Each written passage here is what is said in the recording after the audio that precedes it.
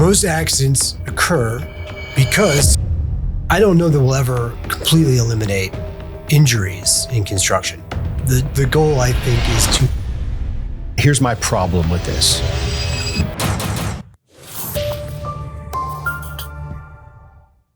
Hey, my name's Adam. My name is Jeff. And this is the Construction Hot Takes podcast. Hey, if you haven't already, please subscribe, hit the like button, share this with your friends. You can find us on YouTube, Apple, and Spotify. So if you want to go deeper on any of these topics, be sure to book a call with one of our consultants using the link below. And without even putting on a safety harness, let's jump in. I like it. All gas, no brakes. Let's do it. Fuck a harness. Let's go. Let's get on that roof. Right. Leading edge my ass. Right. Doesn't exist. I mean, really, I can see that the edge is 4 feet away. Do I really need to put a cable on and tie myself up to a piece of steel? Right. How often have I fallen off a roof? Never. Right. Exactly. You wouldn't be sitting here if you had, right? That's right. Well, depends on the roof, I guess. So let's talk about the business reasons for safety before we kind of jump into the site side of it. Because I mean, I'd like to hear your perspective seriously on this from a subs perspective. But the business reasons are lower incidents equals a lower EMR equals lower insurance rates equals I'm more competitive than my competition, right? Sure. And my employees aren't going out on injuries, so I have a more stable and reliable workforce and they feel more taken care of. Right. So could even be a retention strategy. Sure. Hey, we have a great safety policy here. We take care of our employees. Everybody goes home in one piece at the end of the night. We pride ourselves on that. It goes to our company culture. Not only is it great to have that, but it's also a great recruitment tool. It's kind of the standard in the industry now. If you're not talking about your safety program, it's going to be kind of hard to recruit people out of college who are going to be, or even just tradespeople who are working on your sites. And it doesn't matter if you're a small commercial contractor or a large contractor that builds mega projects. Right. And it also depends, I think, on the owner. Like if you go work at the airport, there's airport people that are making sure you're compliant. But if you're doing a small TI build out and nobody else is watching you over your shoulder, how much are you really enforcing that? So here's my problem with this. All right. I don't like the idea of convincing people that safety is a good idea for the sole reason that it's better for business. I think that's the wrong approach. I think that creates a compliance mentality. Mm-hmm. Because your average worker, be they an electrician, a carpenter, a laborer, etc., that's not what they're thinking about on a daily basis. It's not compelling. They're not going to decide to put a harness on before they jump in. They're not going to think about how might I hurt myself if I remove the guard from my saw because, that's going to make the EMR lower. Nobody's thinking like that. Okay, but human beings are lazy. Right. And yes. Yeah. Most accidents occur because somebody ignored the safety protocols, didn't follow the plan. They made a decision. Yes. Yes. And the controls are there and the rules are there and the enforcement and the compliance is there to at least force people to do at least the minimum. You have to wear your hard hat. You have to wear safety glasses. Sure. You're gonna get in trouble if you take them off like a school child. Well, okay. Like a grade schooler, right? Sure, but in my experience, that's not sustainable. I don't disagree with you. It's not sustainable in the sense that the person who is actually at risk, who's standing out there on the leading edge or wherever he is, has to have a motivating reason, always push that's a compliance reason. Like, I had to fill out that piece of paper. Well, I have no idea why that piece of paper saved my ass today, but I guess it did. It's because self-preservation is not a natural instinct in most people. Well, think about it. You would think it would be though, right? Yeah, but it's not. Think about how many people ride motorcycles without a helmet because they can. Well, yeah. Like that's the brain literally not protecting itself. Yes. Yeah. Same thing in construction. Hey, I know I'm supposed to put on a harness and fill out a form and do all this stuff before I open up that panel and change out a breaker, but I've done this 1,000 times. Mm-hmm. I'm just going to flip this thing off. I'm going to open it up. I'm going to swap it out. I'm going to have it all back together and it'll be over before anybody even catches me. And I did the minimum. I flipped the switch. I hit the disconnect, but I didn't test it, make sure everything was discharged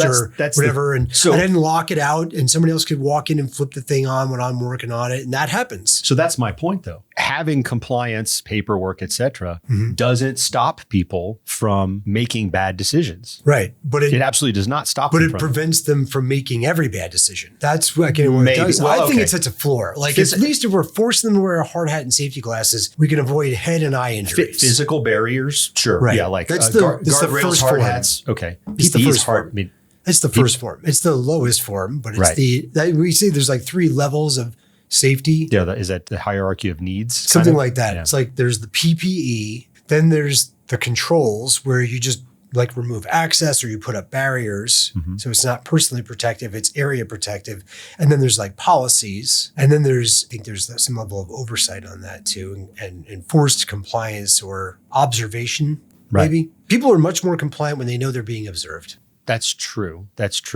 But wouldn't you want them to be intrinsically motivated to... If I'm that would be great. Well, if I'm the business owner and I am the one that has a financial risk here, ignoring the obvious, the risk to your life, let's just set that aside for obviously important, but let's go back to the business case. So if I'm the business owner and I want my people to be safe, I want them to...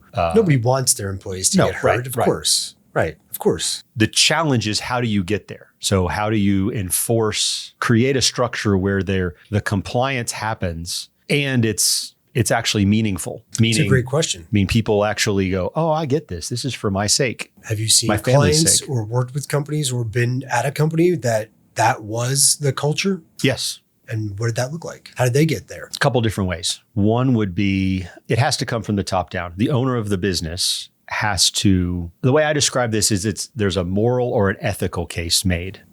So it isn't, the business compliance is a side effect to actually making people recognize that you give a shit. I do care about you. I care about your health. I care about your wife, your children. I know they want you to come home tonight. I don't even have to know them to know that, but I have met them and they're lovely people and I know they want you to come home tonight. And I feel some responsibility to help you make sure that happens. I don't want you to, so I want to make sure that you have everything you need to make good decisions to keep yourself safe. It's not about, yes, it is about the business, but it's actually not. It's really about your safety. And having somebody that believes that and walks the talk, for lack of a better term, I find that that's the missing component. I find that it's easy to get people to believe that, to say, yeah, I believe all those things, but they don't actually walk the talk and put the effort in to make their people feel it and understand it and believe it. Interesting. So as a former project manager who worked on site, I was always big on safety for me and my team, and I walked the talk. I wore the vest, the hard hat, the glasses, the gloves. Even when if I was just out walking the site, doing observational stuff. So and I don't know if I would say frequently, but I would, with some regularity, find somebody on my team working without their safety glasses on, or had taken off their hard hat every single day, didn't have their gloves on. And I did care about each and every one of them, whether I had 10 or 100 guys working for me on a site. I cared. And I would stop them, and I'm not a safety manager. I'm not there to give them demerits, but I would say, hey, I need you to come down off the ladder. I need you to put your hard hat on. Where are your safety glasses? Do we need to get you a new pair? Are they too scratched up? Like, what's the reason? Because I wanted to fix it. I wanted them to all go home at the end of the day like you just spoke about. Right. But I can't stop them from not having enough. I don't know what the right word is. They were more interested in the immediate convenience of like, my glasses are scratchy or they're fogging up. I got to take them off so I can see what I'm doing.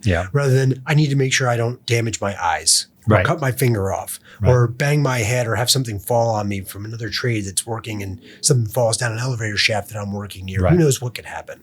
They just don't think about. In my experience, I find that they'll let it go in a moment to get something done, and that's when the accident happens. That's what we're always trying to prevent.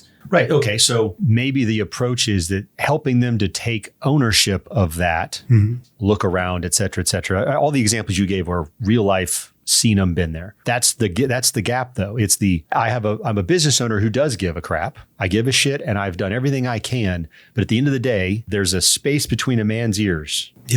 Where he decides these fucking glasses are fogging up. I hate these things. And you take them off and then you get a spark in the eye or something. Right. Could just be dust, but you rub it and scratch your cornea. Not a major injury, but you're probably not working for a few days. It's probably a workers' comp. Sure. So it's a lost time accident. Probably. Yeah. So we used to have guys take their gloves off when they were unpacking stuff out of boxes with razor knives. And of course, invariably somebody slips and they cut their hand. Now they've got a cut. It requires first aid. It requires stitches. And the gloves were getting in the way. I couldn't manipulate, couldn't do my job and wear the gloves. And that's just the nature of gloves. They make you a little more clumsy, especially when you're trying to do delicate things. Electricians, I mean, I'm not an electrician. You were. I know wiring a switch, using a screwdriver or a screw gun, and the glove getting caught. And it basically damn near cutting your finger off because it gets so tight. Easier to do it without the glove. But then what happens? You put a screw through your finger. So I don't know that we'll ever completely eliminate injuries in construction.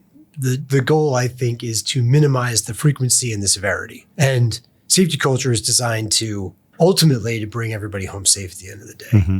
I think 100% safe forever is one of those, it's like the mountaintop you'll never reach. Well, I think that's an interesting point because we've done topics about risk management in construction. We were more kind of on the financial side of things, contracts, et cetera. But let's be realistic. Safety is a massive risk. Sure. That general contractors, especially in trade contractors, take on as a business, ultimately for the client, the end user of the building we're building, you're taking that risk on for them. That's kind of where I started this whole thing is it a business case or is it a moral argument of, well, I'm going to become more competitive and I'm going to be a better business. I'm going to get more work because I made an ethical and a moral decision to empower my people to go, this doesn't feel right to me right now. I need to step away, take off my glasses, clean them, defog them, maybe have a better set of glasses instead of those cheap ass $2 things we pass out for free. Maybe if we did something like that, I don't know. I know there's a lot of people trying a lot of different things out there. Sure. And if you want to go down that path a little bit more, there's robots doing stuff now on sites. So that cuts down the human hours. And robots don't get injured. They might get broken, but they don't get injured. They don't get lost time. Yeah. And the human cost drops. There may be another cost. There's a capital cost. There's a capital cost then, but that's not what we're talking about. Right. And I think, like I said, I don't think we'll ever get 100% there. I think as long as we have humans working on construction sites, there's going to be somebody who's going to take a little bit of a chance. They're going to, for whatever reason, and they're going to let their guard down, sometimes figuratively, sometimes literally. They're going to let their guard down and open themselves up to the potential for an accident. And what I also see is, and we've talked about this before, larger companies have a more ingrained culture. They have more resources. They have safety directors and on-site safety supervisors. And on some jobs, you have to have a safety manager for every 25 workers. We have clients that do projects like that, doing mission critical, doing government work. Safety is mandated and it's enforced regularly. Yes. But the smaller there's contractors, structures in place. Sure. And they're financially compensated to have those structures. They're allowed to carry those costs in their estimates and the owners will pay for all of that because they don't want the lost time. They don't want the insurance. They don't want the delays. But the smaller contractors, the guys doing TI work, building a small, shopping center, doing small projects, the guys that are doing, let's say under 30 or 40 million a year on small projects or doing a few projects and the enforcement's not there. The structure isn't available. To some extent, it's lesser. It's not to some. I think to a very large extent, it's not there. And what I don't know is that where the majority of the accidents are happening? I mean, we all hear on the news about the big ones. Yeah. The crane collapses, the building collapses, the bridge collapses. Yeah, the high rise stuff. A few people get hurt and it's all over the news for days or weeks. There's lawsuits. But people get injured in construction every day. And I tend to think it's the smaller ones that don't make the news, but that's the bulk of the injuries in the industry. I would tend to believe that. I don't have any data to back that up, but that's my Quick, go to ChatGPT and ask. I would tend to think the same thing. It's you might have a less trained worker in those cases. The smaller contractors, what I'm talking about. Sure. The subcontractors you're using are maybe a little less sophisticated, or the workers working for them may be a little less sophisticated in terms of safety compliance, understanding that you cannot do. I mean, like you cannot do that. You can stop if that doesn't feel safe to you. You're allowed to do that. Right. At least to stop and assess the situation, right? Sure. My personal belief is that there's a planning element missed in that. Again, with the larger contractors, that's baked in. The smaller contractor, either for it's a lack of resource, and I mean resource meaning like the business owner might be project managing the projects, or if they have a project manager or two working for them, they're estimating, project managing, running the work. There's just a time resource function of, I didn't have time to plan this. I just said, go to work. I think that's a fallacy, personally. I think you could sit down with your subcontractors and say, let's talk about how we're going to not fucking kill ourselves doing this. Yeah. And I think they talk about that with big things like overhead lifts of HVAC equipment or, energizing gear. But when it comes to the day-to-day of like getting on a scissor lift and running some conduit overhead or installing drywall. Yeah. I mean, we've worked with drywall contractors and half their team don't even own hard hats because they're just screwing panels to studs. Yeah. And I'm working inside. I don't need a hard hat. I'm taping and floating. Like I don't need to wear a hard hat and glasses for that. It's mud. Right. Who cares? Right. And there's nobody else around, or maybe there are. Maybe that's why you should be wearing a hard hat. But I think, and we're not even going to, I don't even think we should go into the luxury home builder or even just the remodel contractor. That's a because different. They don't even wear PPE. I've they're tennis walked on shoes. tennis shoes and shorts. I Yeah. mean, come on. Yeah. They're home contractors. Right. And they should be wearing safety gear, by the way. Yes. They should be. Some PPE. But going back to the commercial guys, there's more exposure, there's more insurance usually, there's more likelihood of OSHA coming by, and there's a lot more work going on that's risky and dangerous. Yeah, I know that the residential side of the business is, and from OSHA's perspective, I've talked to OSHA inspectors. They don't have the resources. They can't cover it. Right. And there's more money in the commercial side of it. There's, Sure. It's the obvious, well, there's a high rise going up over there. I think I should check that out. I can see it from over here, as opposed to the thousands of homes get built a year, hundreds of thousands of homes get built a year. I will say we've worked with contractors like in New York City, Chicago, LA, and OSHA will come out and do, like if you're remodeling brownstone in New York City, OSHA can stop by and has stopped by and inspected those sites and done site walkthroughs. That does happen. They don't have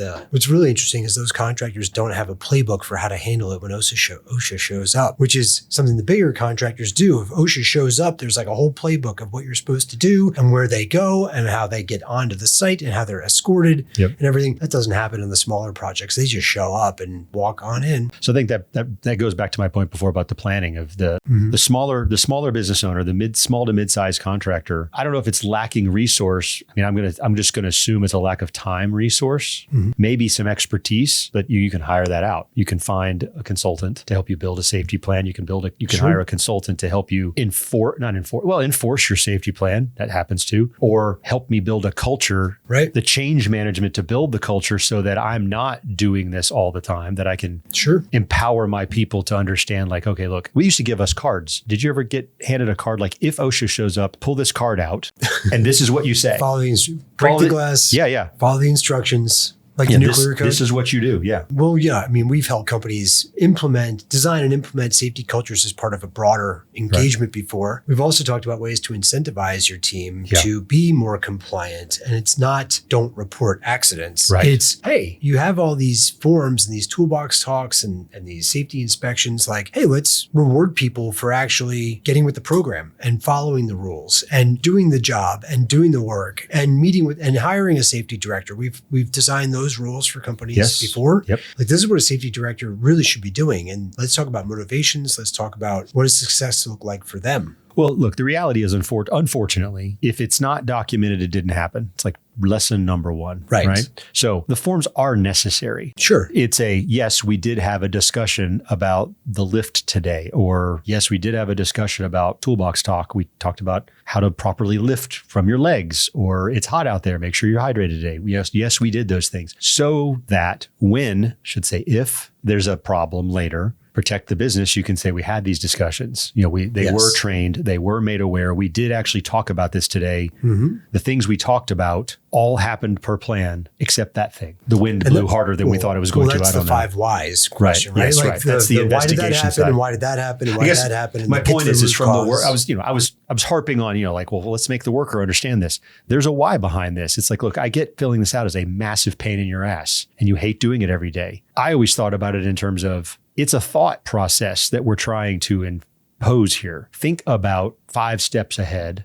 Prepare down to, you're working on the 20th floor today. What tools do you need on the 20th floor so you don't have to go up and down the buck hoist 20 times? Take them all up one time or maybe twice because you just got to make 2 trips. But let's not do 20 trips. Same concept in safety. Think it through a little bit. That's the point of that form. Well, that's what that pretest plan, that job hazard analysis form is designed to do, is to force them to think through, what am I working on today? And what do I need to do to make sure that I'm safe doing that, right? Oh, I'm going into this tank. I need a confined space entry. Okay, I need to get somebody above me to sign off on that. I got to do the paperwork. I got to get everything lined out. I have to show it to them. We used to do that when we were doing pulls through manholes or entering tanks or going below grade, working in a trench, anything like that. You never know what you're going to run into. That's the best part about construction. It's a never-ending change to the job site. All the time. It's always evolving. Yeah. If anything we talked about today resonates with you, feel free to click the link below and book some time with one of our consultants. We work with contractors all over North America to help them solve their problems about safety or any other business problem. We'll see you on the next episode.